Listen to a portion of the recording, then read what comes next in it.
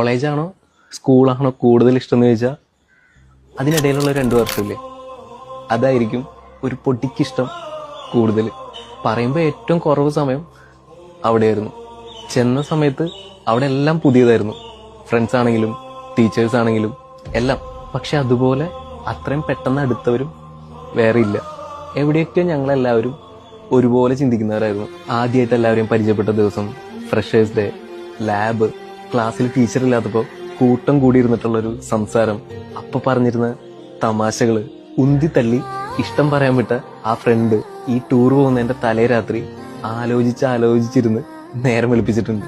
Combine study എന്ന് പറഞ്ഞ് ആരുടെയും വീട്ടിൽ കൂടും, പഠിക്കുന്നത് ഒഴിച്ച് ബാക്കിയെല്ലാം നടക്കും. അവസാനം സെൻഡ് ഓഫും ഒരു ചെറിയ ഓട്ടോഗ്രാഫും എഴുതി പടിയിറങ്ങി.